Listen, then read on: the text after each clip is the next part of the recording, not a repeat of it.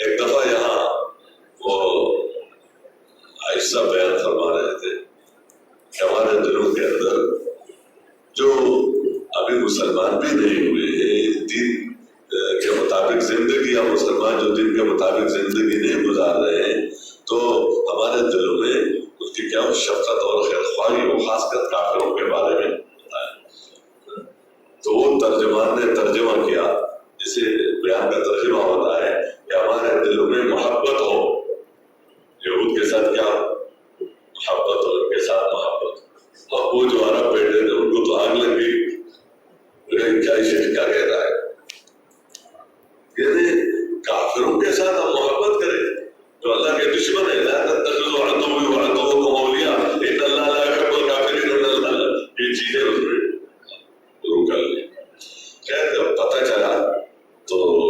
پھر پتہ چلا کہ یہاں کچھ غلطی ہوئی ہے، تو ان کو پھر بتا دیا گیا کہ وہ ہر نبی ناصح ہوتا ہے، خیر خواہ ہوتا ہے۔ نوح علیہ السلام نے اپنی قوم کے، جب انہوں نے کہا وہ گمراہی میں ہو گئے ہو کہتے وہ انصح لگو، سب سے زیادہ خیر خواہ، یعنی دوسرے کے نقصان پر پریشان ہو جانا اور اس کو نقصان سے نکالنے کے لیے ہاتھ پاؤں مارنا، یہ خیر خواہی۔ حود علیہ السلام سے قوم نے کہا کہ اِنَّا لَنَرَاكَ فِي صَفَاحَةٍ وَإِنِّي لَأَظُنُّكَ مِنَ الْكَاذِبِينَ، نے کہا یا قوم ليس بي صفاحة ولكني رسول من رب العالمين أبلغكم رسالات ربي وأنا لكم ناصح أمين، میں تمہارے یہ کیا ہوں، خیر خواہ ہوں۔ تو جب یہ بات انہوں نے کہا یہ تو ٹھیک ہے، کیونکہ یہ یعنی جیسے اولاد کے ساتھ تو ماں باپ کی محبت ہے نا جی، اس کے بغیر آگے نظام نہیں چلتا، اس طرح اس شفقت اور خیر خواہی کے بغیر اتنی ساری چیزیں برداشت کرنا، مشقتیں برداشت کرنا، یہ چیزیں آسان نہیں ہوتی، لیکن یہ کسبی نہیں ہوتی، یہ وہبی ہے اللہ کی طرف سے۔ اس پورے جو ہدایت کے جو اسباب ہے وہ وجود میں آ جائے تو وہی شفقت اور خیر خواہی ان کے دلوں کے اندر اپنے اس امت کے بارے میں ان سے کہیں زیادہ ہے جو شفقت اور خیر خواہی والدین کے دل کے اندر اپنے اولاد کے بارے میں ہے۔ اس لیے تو ہمارے ابھی ہی کہا جاتا ہے نا علم کے اعتبار سے کہ بھائی ایک ہے استاد اور ایک ہے ماں باپ، تو باپ کا بھی حق ہے، استاد کا بھی حق ہے۔ تو باپ کے سامنے تو مرنے سے پہلے والے نظام ہے، اس کے لیے وہ یعنی محنت کرتا ہے، کوشش کرتا ہے، اور جو استاد ہوتا ہے اس کے سامنے تو مرنے کے بعد والی سب چیزیں ہوتی ہیں کہ کس طرح اس کے اندر وہ جوہر پیدا ہو جائے جس کی برکت سے اس کی دنیا اور آخرت بن جائے، اسی راستے سے اس کو علم ملتا ہے، دوسرے راستے سے پیسہ آتا ہے، تو استاد کا حق اپنی جگہ پر ضروری ہے۔ تو ایک طرف یہ حکم تھا اور اس حکم کے پورا کرنے کے اندر کیا شفقت اور خیر خواہی کا جذبہ ہوتا تھا، اور یہ شفقت اور خیر خواہی کا جذبہ یہ اخیر تک رہا ہے، اخیر تک رہا ہے۔ لیکن جب عذاب آ گیا اور اللہ نے کسی قوم کو کیا کر دیا، ختم کر دیا، تو پھر اس کے بعد ایسا نہیں ہے کہ پریشان اس معنی میں بھی کیا ہو، نہیں، وہ تو دیکھو ہم نے تو موت تک تمہارے لیے خیر خواہی چاہیے، لیکن ہم کیا کریں، وَلَٰكِن لَا تُحِبُّونَ النَّاصِحِينَ، تمہارا یہ حال ہوا اس وجہ سے جو کچھ ہوا ہو اس پر نشان۔ یہ اس کے ساتھ بات یہ ہے کہ ان سے ذرا برابر فائدہ اٹھانا کی نیت تک دل کے اندر ذرا برابر نیت نہیں، کیوں کہ جس کے حکم کے پورا کرنے کی وجہ سے کام کر رہا ہے تو اس پر دینے والا وہی ہے جس کا حکم پورا کیا جا رہا ہے، اور جن پر محنت ہو رہی ہے تو ان سے ذرا برابر فائدہ اٹھانا یہ نہیں ہے۔ اس کا بتایا جاتا تھا اللہ ہی کی طرف سے کہ آپ ان سے یہ کہہ دیجئے کہ اگر میں نے کچھ تمہارے سے لیا ہو، وَمَا سَأَلْتُكُم مِّنْ أَجْرٍ فَهُوَ لَكُمْ، وہ تمہیں مبارک ہو، بولے تو واپس میں نے تمہارے سے کیا لیا ہے، لَا أَسْأَلُكُمْ عَلَيْهِ مَالًا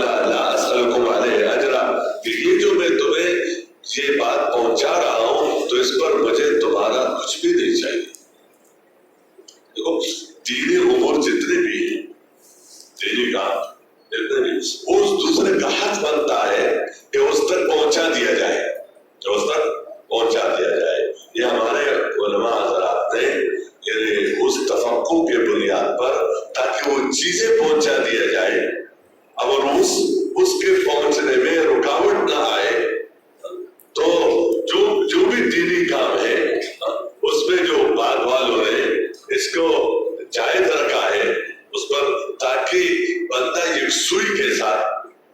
اس شعبے میں لگے جو شعبہ دین کا ہے اور وہ صحیح چلے اور ذہن منتشر نہ ہو، یا خدا نخواستہ دوسرے چیزوں میں اتنا لگ جائے کہ یہ رہ جائے صرف اسی کے لیے اس کو جواز کے حد تک رکھا ہے کہ کیا ہے یہ، لیکن یہ سب کہتے ہیں کہ یہ اپنے اس محنت کا بدل نہیں ہے۔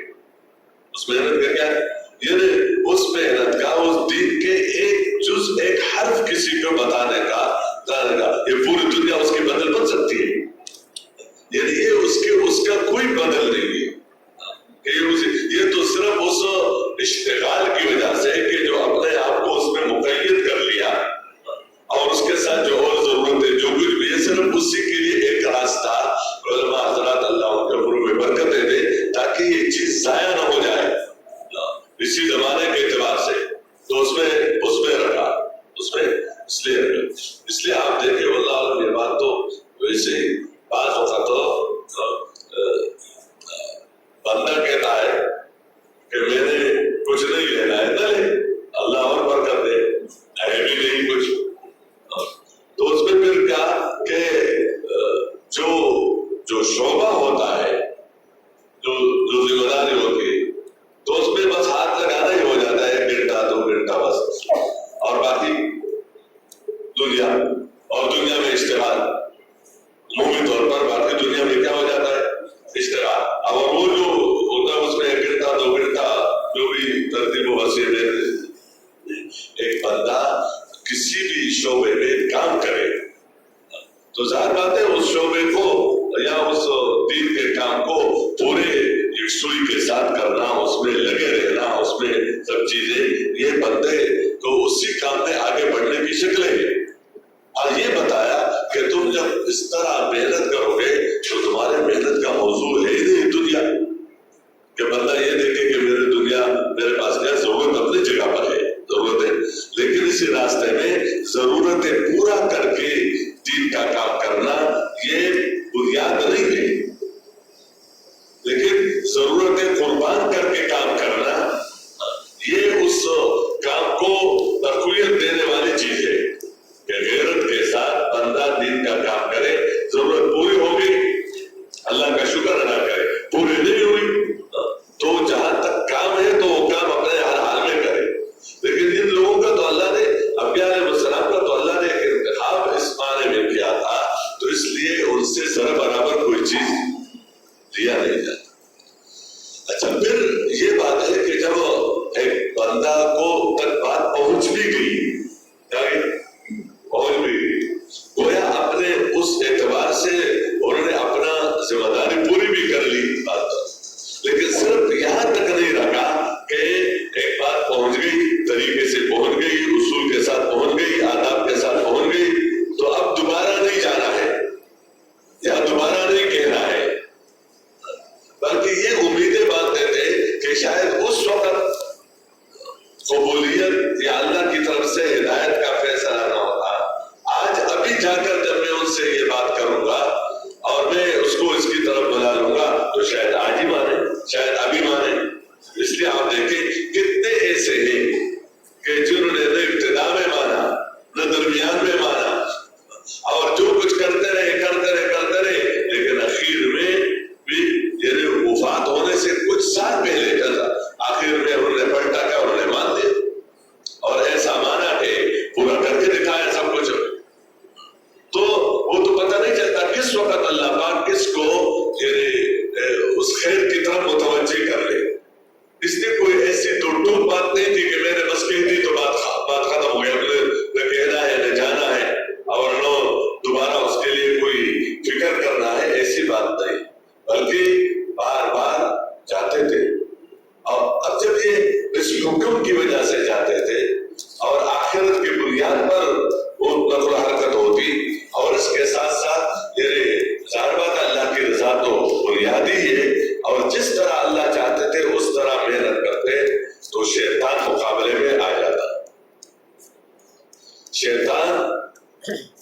کہ محنت کا میدان انسان ہے، نہ زمین ہے نہ جائیداد ہے، نہ سونا ہے نہ چاندی ہے۔ کیوں؟ اس لیے کہ اس کا جو موضوع ہے وہ موضوع ہے کہ اس طرح بندے پر محنت کرے کہ گمراہ ہو جائے۔ تو گمراہی اور ہدایت یہ چیزوں کی صفت نہیں ہے کہ یہ سونا گمراہ ہے اور یہ سونا ہدایت یافتہ ہے، یہ زمین گمراہ ہے اور یہ زمین ہدایت والے ہے، یہ ملک گمراہ ہے، یہ ملک، یہ چیزوں کی صفت نہیں ہے، بلکہ یہ انسان کی صفت ہے کہ یہ انسان ہدایت یافتہ ہے اور یہ انسان گمراہ ہے۔ تو گمراہی اور ہدایت یہ بندے کے ساتھ ہے۔ اچھا، اس لیے چونکہ شیطان لوگوں کو گمراہ کرنا چاہتا ہے، لوگوں کو، تو ان کی محنت کا میدان بھی انسان، اور انبیاء علیہ السلام کی محنت کا میدان بھی انسان۔ تو نبیوں کی محنت کا میدان نہ کوئی زمین ہے، نہ جائیداد ہے، نہ سونا ہے، نہ چاندی ہے، کوئی چیز بھی کائنات میں کوئی چیز بھی انبیاء علیہ السلام کی محنت کا میدان نہیں، کیونکہ انبیاء علیہ السلام کو تو بھیجا جاتا ہے تاکہ لوگوں کو نکالے اندھیروں سے کس کی طرف؟ روشنی کی طرف۔ تو یہ اندھیرے میں کائنات تو نہیں ہے کہ کوئی مکلف تو نہیں کہ ان کو نکالنا ہے، انسانوں ہی کو نکالنا ہے۔ تو یہی انسان، یہ نبی کے محنت کا میدان بھی، اور یہی انسان شیطان کی محنت کا میدان بھی، کیونکہ شیطان کے سامنے بھی یہ بات نہیں کہ اگر یہ گمراہ ہو جائے تو اس کا فخر میرے لیے نقصان نہیں ہے، کیونکہ فقیر انسان گمراہی میں وہی گمراہی پھیلائے گا اور اس سے گمراہی پھیلے گی، اور اگر مالدار ہے تو اب یہ مال جب گمراہ انسان کے ہاتھ میں آ جائے گا تو یہ مال گمراہی کا ذریعہ ہے، یہ مال اپنی ذات کے اعتبار سے تو گمراہی کا ذریعہ نہ ہدایت کا ذریعہ، لیکن اگر یہ گمراہ انسان کے ہاتھ میں آ جائے تو اب یہ مال گمراہی کا ذریعہ بن جائے گا۔ یہ ملک اگر گمراہ انسان کے ہاتھ میں آ جائے گا تو اب یہ ملک کس کا ذریعہ بن جائے گا؟ گمراہ۔ یہ اسلحہ اگر فاسد اور فاجر انسان کے ہاتھ میں آ جائے گا تو یہ اسلحہ ذریعہ بن جائے گا، کس کا؟ نقصان کا ذریعہ بن جائے گا۔ اس لیے وہ جو مرکز ہے اور وہ ہے انسان، کہ اس کو گمراہ کر لو، بس کوئی چیز اس کے پاس آئے تو وہ گمراہی کا ذریعہ بن جائے گا اور وہ لوگوں کے تباہی کا ذریعہ بن جائے گا۔ اور انبیاء علیہ السلام کے سامنے بھی یہ بات تھی کہ اگر یہ ہدایت پر آ جائے تو اس کا فخر اس کے لیے نقصان دہ نہیں ہے، اور اس کے پاس مال ہے تو یہ مال بھی اس کے لیے نقصان دہ نہیں ہے، کیونکہ یہ ہدایت والا انسان، دیندار انسان کے ہاتھ میں مال آ جائے گا تو یہ مال خیر کا ذریعہ ہوگا۔ اس دیندار انسان کے ہاتھ میں اگر ملک آ جائے گا تو یہ ملک خیر کا ذریعہ ہوگا۔ اس دیندار انسان کے ہاتھ میں اگر اسلحہ آ جائے گا تو اس کا استعمال صحیح ہوگا، دینداری کی وجہ سے اس کا استعمال صحیح ہوگا۔ اس لیے بنیادی طور پر انبیاء علیہ السلام کی محنت کا میدان وہ یہی انسان ہے کہ اس کو گمراہی سے نکال کر ہدایت پر لانا، یہ ہر ایک پیغمبر کا کام تھا۔ اچھا، جو راستہ دیا گیا اللہ کی شان، تو وہ کیا کہ نبیوں کو یہ تینوں کام ہے ساتھ ساتھ، دعوت ہے، تعلیم و تعلم ہے اور تزکیہ ہے۔ یہ حضور پاک صلی اللہ علیہ وسلم کے بعثت کے مقاصد ہے،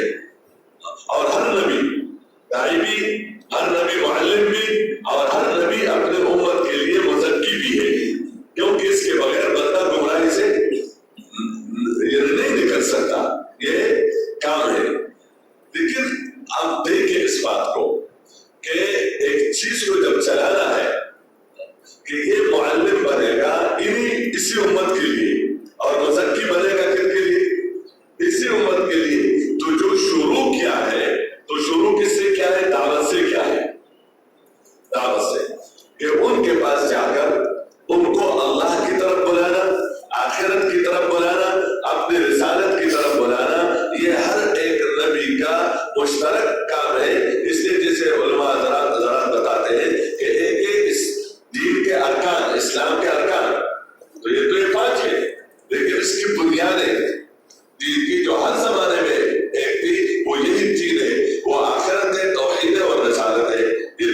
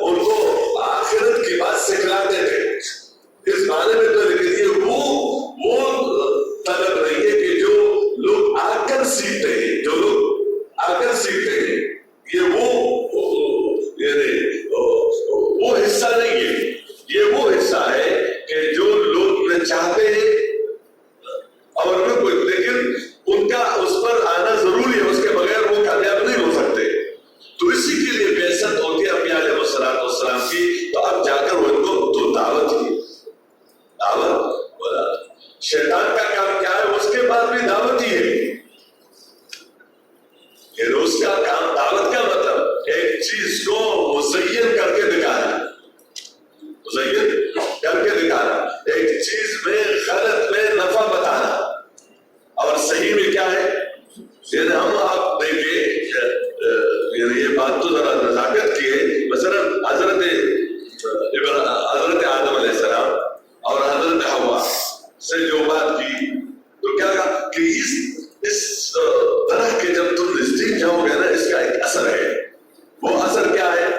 وہ یہ کہ یا فرشتے بن جاؤ گے یا ہمیشہ کے لیے ادھر رہو گے. الا ان تکونا ملکین اور تکونا من الخالدین. اور اپنے بات کو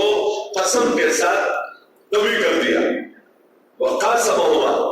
انی لکما لمن الناصحین. دیکھو ایک بندہ دشمن بن کر آتا ہے اور دوسرا بھی دشمن سمجھتا ہے، اس کی بات کوئی بھی نہیں لیتا. اس کی بات اس کو پتا ہے یہ میرا دشمن ہے. تو جب دشمن ہے پتا ہے تو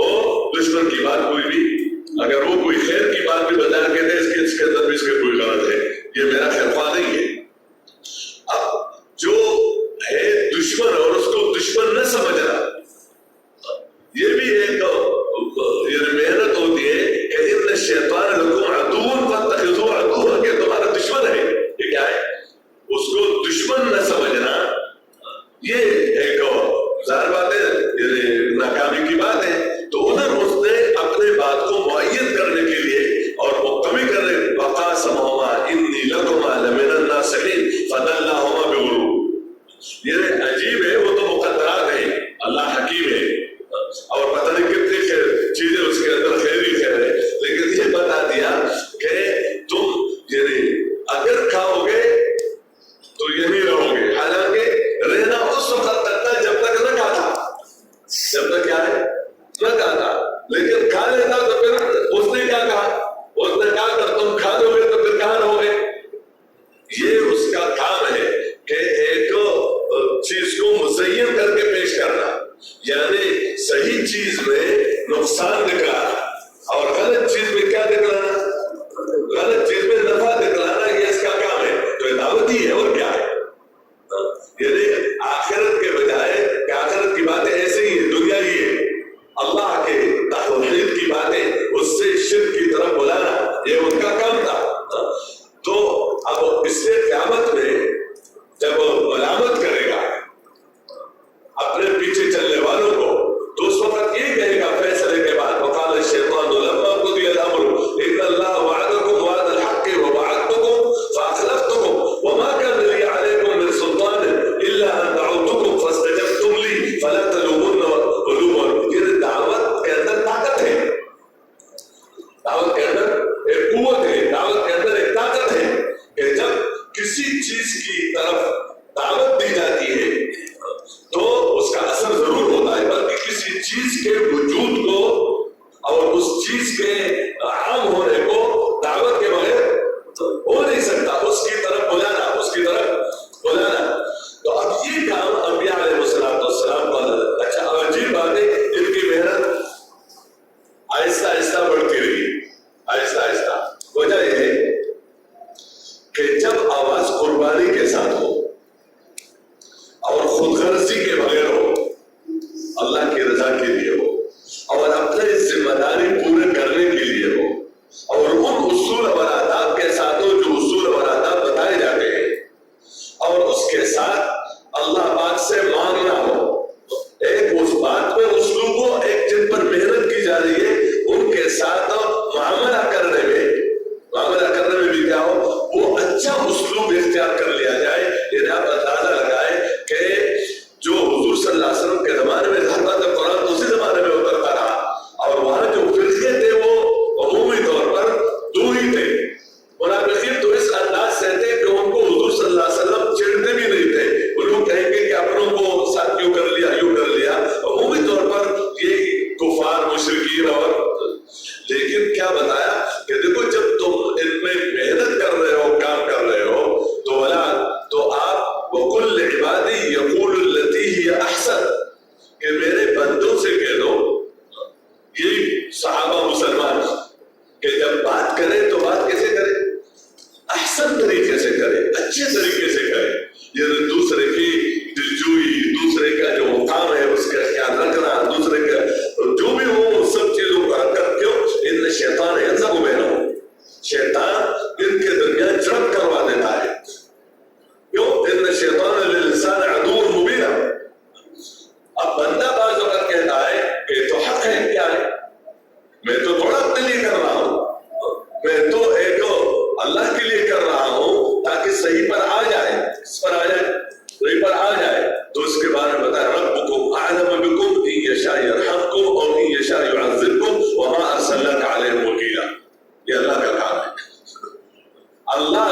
اللہ ہی جانتا ہے تمہیں، یہ اللہ کا کام ہے، ان پر رحم کر کے صحیح راستے پر لائے یا اللہ عذاب دے، اس کے ساتھ تمہارا کوئی کام نہیں ہے۔ ہم نے تمہیں اس پر کوئی نگران داروغہ بھیجا نہیں بھیجا ہے، تو وہ اسلوب سیکھنا کہ سامنے والے کے ساتھ کیا اسلوب ہو، کیا طریقہ ہو، ان سب چیزوں کو جب پورا کیا جاتا ہے تو مخاطب میں پھر دو قسمیں بنتے ہیں، کام کرنے والے میں دو قسمیں نہیں بنتی۔ کیوں؟ نبیوں میں دو قسمیں نہیں بنی ہیں، یہ سب ایک ہی قسم کے ہیں۔ محنت کرنے والا ہر اعتبار سے پوری محنت ہے، صحیح محنت ہے، اصول کے ساتھ ہے، آداب کے ساتھ ہے، لیکن اب سننے والوں کے اندر دو قسمیں بن جاتی ہے۔ ایک وہ قسم ہے کہ جن کے اندر تکبر ہے، جن کے اندر غرور ہے، جن کو حق کا پورا پتا ہے لیکن وہ کہتے ہیں یہ میرے سے برداشت نہیں ہو سکتا کہ میں اس کے پیچھے پیچھے چلوں، اس کے پیچھے پیچھے چلوں، یہ اس کو یہ میرے سے یہ گویا یا تکبر ہے یا عناد ہے یا حسد ہے یا کبر ہے یا اپنے دنیاوی اغراض ہے، اور یہ چیزیں ختم نہیں ہو رہی ہے، یہ چیزیں ختم نہیں ہو رہی ہے۔ تو جب یہ ختم نہیں ہو رہی ہے تو نبی ہے جو مخلص بھی ہے اور جو حکم کی پورا کرنے کی وجہ سے بلا رہا ہے اور شفقت اور خیرخواہی کے ساتھ بلا رہا ہے اور بلا غرض بلا رہا ہے اور اپنے بلانے کے ساتھ دعا بھی کر رہا ہے، اس کے لیے کیا بھی کر رہا ہے،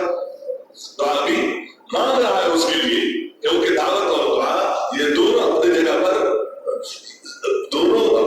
پر ضروری ہے۔ وہ یہ بتایا کہ ضروری نہیں ہے کہ تم جس کے لیے فکر کرو گے اس کو ضرور ہدایت ملے گی، اگر اس کو ہدایت نہیں ملے گی تو تم نے فکر ہی نہیں کیا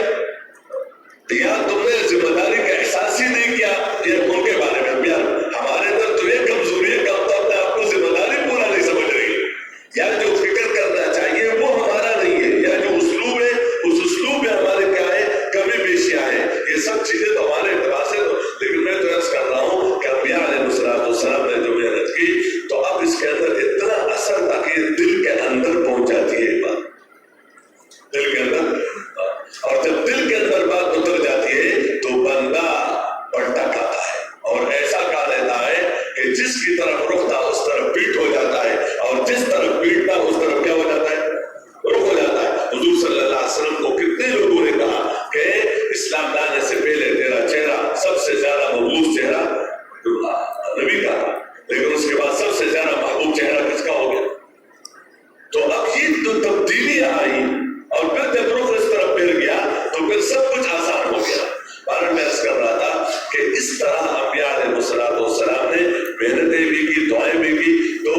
جو جن کے اندر استعداد صلاحیت تو ان کو اللہ نے راستے پر لایا اور لا کر ان سے اللہ نے آگے کام دیا۔ اب یہ جو بھی پیغمبر صلی اللہ علیہ وسلم لے کر آئے قیامت تک آنے والے انسانوں کے لیے لے کر آئے، وہ اپنے ساتھ آخرت میں لے کر گئے نہیں ہے، وہ انہیں علماء کے پاس ہے، انہیں علماء کے پاس ہے، نہ تاجروں کے پاس ہے، نہ زمینداروں کے پاس ہے، نہ بادشاہوں کے پاس ہے، نہ وزیروں کے پاس ہے، کسی کے پاس نہیں ہے، وہ سب کچھ کن کے پاس ہے؟ علماء حضرات کے پاس ہے۔ علماء یہ بھی نہیں ہے کہ کچھ ہے اور کچھ نہیں ہے، کچھ آدھا پتہ نہیں کہاں کدھر چلا گیا، یعنی ایک چھوٹے سے چھوٹا عمل، دین میں چھوٹا عمل نہیں ہوتا ہے، لیکن اپنے اعتبار سے ایک چھوٹے سے چھوٹے عمل سے لے کر بڑے سے بڑے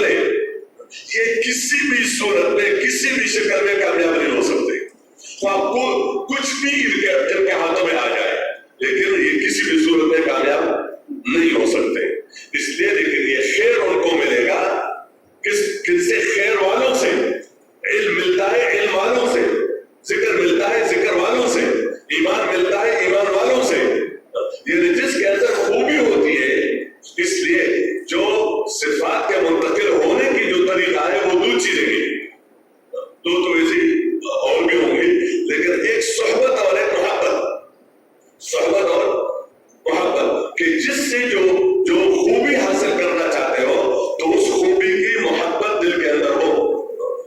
اور جس کے اندر وہ خوبی ہے اس کے ساتھ محبت اور اس کی صحبت ہو۔ اگر اس کے ساتھ بندہ نہ رہے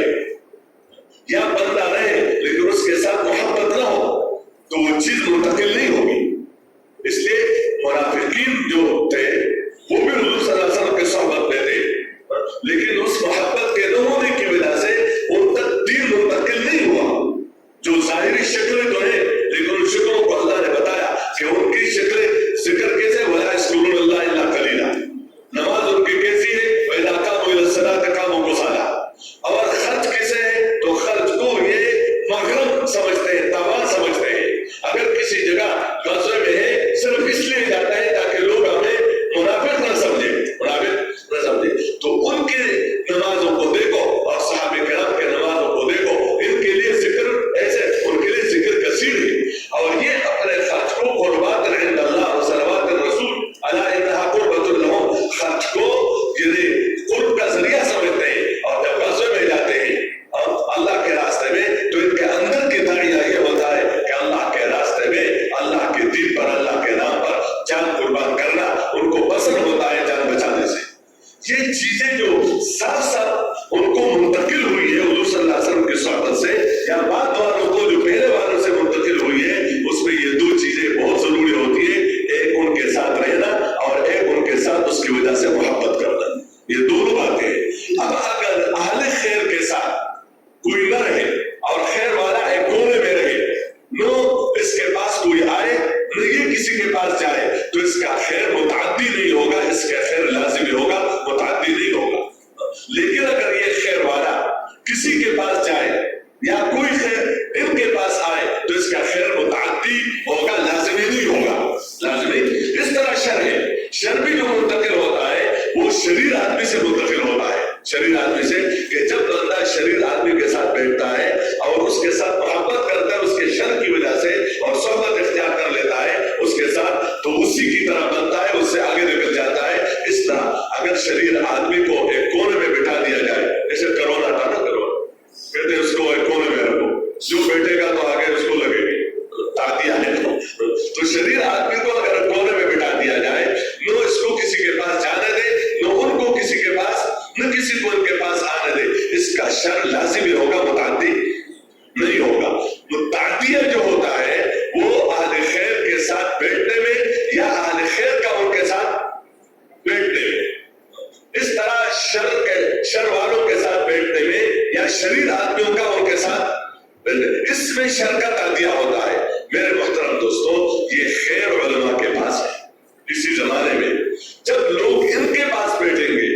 یا یہ لوگوں کے پاس بیٹھیں گے تو ان کا خیر کیا ہوگا؟ ایسا منتقل ہوگا اور تعدیہ ہوگا کہ اس کے سامنے باطل نہیں ٹھہرے گا۔ لیکن اگر یہ خیر اپنے طور پر ہو، لازمی ہو کہ نہ ان کے پاس کوئی بیٹھے نہ یہ کسی کے پاس بیٹھے، تو ان کا خیر کیا ہوگا؟ لازمی ہوگا۔ اور شر میں تعدیہ ہے، کیونکہ شر والے ہر جگہ بیٹھتے ہیں، شر والوں کے پاس لوگ آتے ہیں، تو شر کے تعدیہ ہوگا اور خیر کیا ہوگا؟ خیر لازمی ہوگا۔ تو جو تعدیہ جس کام میں ہوتا ہے وہی پھیلتا ہے، لازم چیز جو ہے وہ کیا ہے؟ وہ نہیں پھیلتا۔ اس لیے آپ دیکھیں جو فضائل ہے، آپ فضائل دیکھیں تو یہ تو الگ بات ہے کہ تبلیغ کے یہ فضائل ہے، جہاد کے فضائل ہے، کوئی کہتے ہیں یہ ضرفت کرو، کوئی کہتے ہیں نہ کرو، یہ تو الگ بات ہے۔ لیکن اتنی بات تو ضرور ہے کہ فضائل تعدیہ کے ہیں، لازمی کے نہیں۔ جہاد دیکھو تو یہ تعدیہ کے ہیں کہ خیر پہنچ جائے، علوم دیکھو، تعلیم اور تعلم، یہ اپنی ذات کے اعتبار سے نہیں ہے، یہ کہ قرآن سیکھنا عام ہو جائے۔ مال خرچ کرنا دیکھو تو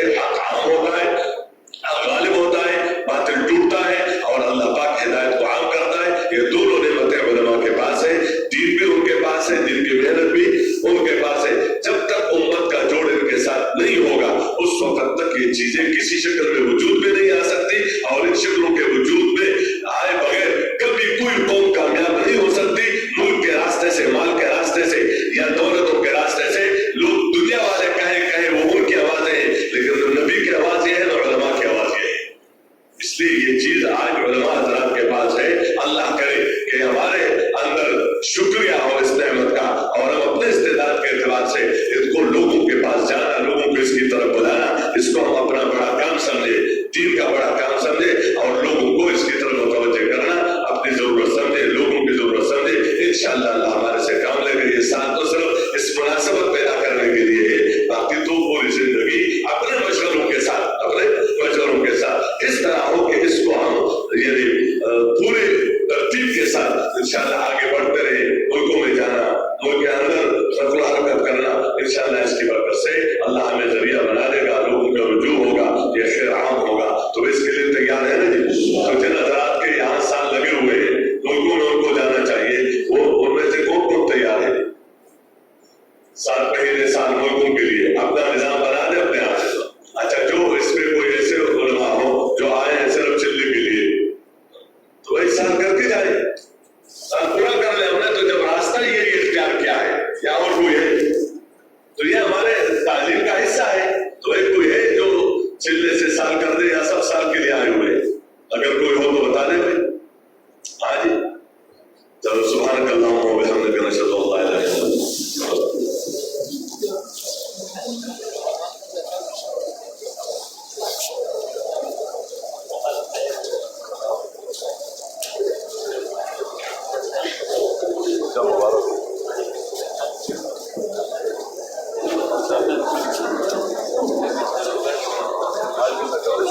ساڑھے 9 بجے